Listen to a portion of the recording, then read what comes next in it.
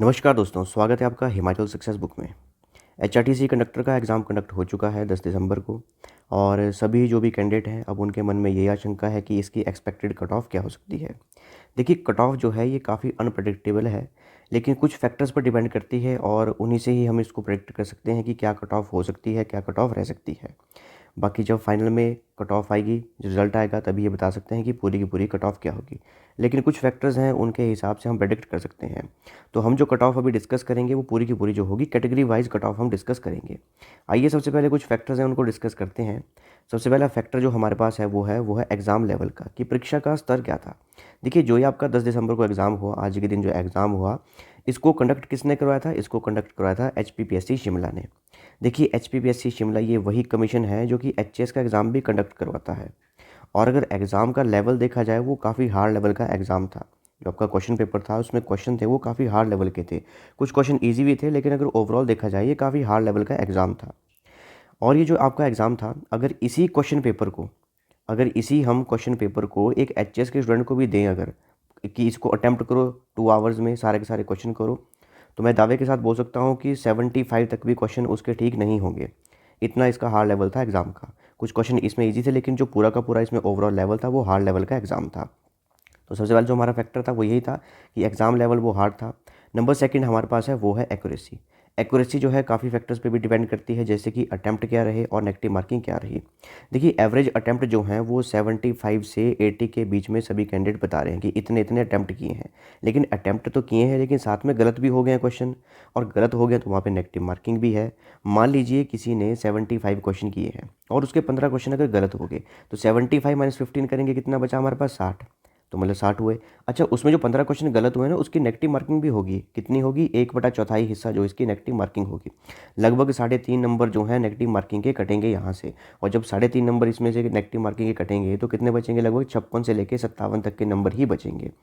तो यहाँ पर अगर आपके अटैम्प्ट जो हैं 75 से 80 के बीच में है, और अगर आपकी एक्यूरेसी जो है वो सही नहीं है, और वहाँ पे नेगेटिव मार्किंग भी होगी, तो आपके नंबर जो हैं कट कटा के कितने बचेंगे? वो 55, 56, 57 इतने के बीच में ही बचने वाले हैं। तो जितने भी कैंडिडेट हैं जिन्होंने भी एग्ज़ाम दिया, उनकी मीडियम लेवल की ही एक्यूरेसी है। क्योंकि एग्ज़ाम का जब लेवल देखा गया जो कि हार्ड लेवल था एग्ज़ाम का, तो बच्चों को ये भी लगा कि हमें और क्वेश्चन करने पड़ेंगे ताकि सिलेक्शन हो, क्योंकि कंपटीशन ही बहुत है। काफ़ी बच्चों ने एग्ज़ाम को फिल किया था और वैकेंसीज़ भी काफ़ी लो थी इसमें, मीडियम लेवल की इसमें वैकेंसीज़ थी। तो बच्चों को यही लगा कि और ज़्यादा क्वेश्चन करेंगे तभी ज़्यादा नंबर आएंगे। लेकिन उन्हें ये भी ध्यान रखना था कि इसमें नेगेटिव मार्किंग भी है, और नेगेटिव मार्किंग की वजह से जिन्होंने जो है 80-80 तक भी अटैम्प्ट किए हैं, उनके नंबर भी कट कटा के 60 तक ही बच रहे हैं। तो ये डिपेंड करता है कि उसकी एक्यूरेसी क्या है और नेगेटिव मार्किंग किस हिसाब से की गई है, क्योंकि गलत जो क्वेश्चन हुए होंगे उसमें नेगेटिव मार्किंग भी होगी और 1/4 जो है मार्क्स भी कटेंगे। हाँ, कुछ कैंडिडेट ऐसे भी हैं, कुछ महान लोग ऐसे भी हैं जो कि अटेम्प्ट बता रहे हैं कि 90 से 95 के बीच में अटेम्प्ट हैं। ये वही महान लोग हैं जिन्होंने कि पहले से कंडक्टर का बैग और कंडक्टर की सीटी खरीद के रखी थी। ये वही महान लोग हैं, और बाकी ऐसे लोग जो हैं दुनिया में नहीं हैं। मैक्सिमम के जो एवरेज अटेम्प्ट है 75, 80 या 85 है, लेकिन उनकी नेगेटिव मार्किंग भी हो चुकी है वहाँ पे, नंबर भी कट चुके हैं वहाँ पे उनके, क्योंकि नेगेटिव मार्किंग की वजह से इनके नंबर जो है वो 60 तक ही बचे हैं। तो ध्यान रखिएगा, इसमें नेगेटिव मार्किंग भी हुई है और नंबर जो है वो 60 तक ही बचेंगे आगे बच्चों के। अगला जो फैक्टर हमारे पास है वो है कि इसमें वैकेंसीज़ कितनी है। देखिए, वैकेंसी टोटल तो 360 है। अगर हम कैटेगरी वाइज देखें तो अनरिजर्व कैटेगरी जो हमारे पास है उसमें 130 है, और अनरिजर्व में जो वार्ड ऑफ फ्रीडम फाइटर्स में 4 हैं। शेड्यूल कास्ट में वो है 73। शेड्यूल कास्ट में जो वार्ड ऑफ फ्रीडम फाइटर है उसमें 4 है। शेड्यूल कास्ट जो हमारे पास बीपीएल में है उसमें 13 है। शेड्यूल ट्राइब उसमें 15 है। शेड्यूल ट्राइब में भी जो बीपीएल उसमें 5 है। ओबीसी में 63 है, और ओबीसी में जो वार्ड ऑफ फ्रीडम फाइटर हैं उसमें 2 है, और ओबीसी में जो बीपीएल वाले हैं उसमें 13 है, और जो ईडब्ल्यूएस वाले हैं इकोनॉमिकली वीकर सेक्शन उसमें 38 हैं। तो ये सारी वैकेंसीज़ हैं कि वैकेंसी जो है वो कैटेगरी वाइज कितनी है। अगर हम कैटेगरी वाइज कट ऑफ देखें, देखिए जो हमारे पास अनरिजर्व कैटेगरी वाले हैं उनकी जो कैटेगरी वाइज जो कट ऑफ जाएगी, ये कट ऑफ जो आपके पास है ये 59 तक रह सकती है।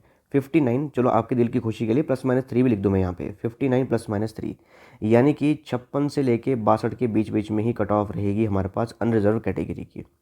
अच्छा, अनरिजर्व कैटेगरी के साथ साथ जो हमारे पास अनरिजर्व के भाई बंधु हैं, हमारे पास ओबीसी वाले और अनरिजर्व के ही भाई बंधु हैं हमारे पास, ही ईडब्ल्यूएस वाले, तीनों भाई बंधु हैं, इनकी कट ऑफ जो सेम सेम ही रहेगी।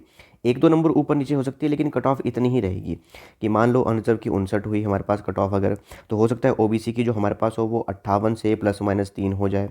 वैसे ईडब्ल्यूएस की है, उनकी भी कट ऑफ जो है वो 58 से ±3 हो जाए। ये कट ऑफ जो इनकी ऑलमोस्ट सेम सेम ही रहेगी।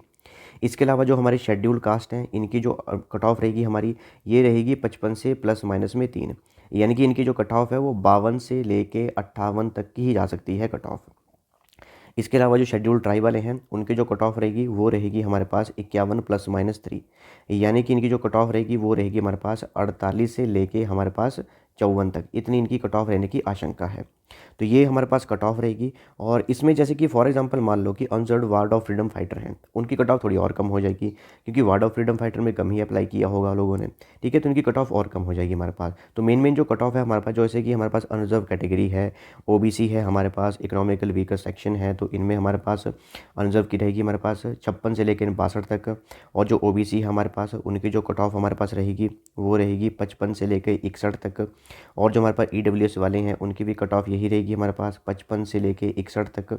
इसके अलावा जो हमारे पास शेड्यूल कास्ट वाले हैं, इनकी भी कट ऑफ रहेगी 52 से 58 तक। शेड्यूल ट्राइब वाले हैं, इनकी कट ऑफ रहेगी 48 से लेके 54 तक। तो अगर आपके नंबर ऑफ़ अटैम्प्ट के बाद भी, जब आपने अभी जो आंसर चेक किए उसके बाद आपको ये लग रहा है कि आपके जो नंबर हैं वो 50 से और 60 के बीच बीच में बन रहे हैं, या किसी के नंबर जो हैं 45 से ऊपर ऊपर बन रहे हैं अगर, तो आप अपनी डॉक्यूमेंटेशन की तैयारी शुरू कर दीजिए, क्योंकि कट ऑफ जो है इतनी ही रहने वाली है, ज़्यादा हाई कट ऑफ नहीं रहेगी। एग्जाम का लेवल हार्ड था, ऊपर से नेगेटिव मार्किंग भी थी। सबसे बड़ा फैक्टर यही है कि नेगेटिव मार्किंग भी थी इसमें साथ में। तो ध्यान रखिए, यही हमारी कट ऑफ रहने वाली है, और इसी कट ऑफ के हिसाब से अपनी जो भी आपकी डॉक्यूमेंटेशन है उसको तैयार कर दीजिए और अपनी तैयारी आगे वाली शुरू कर दिए। So all the best for the future. Thanks for watching video. Do like, share and subscribe my channel.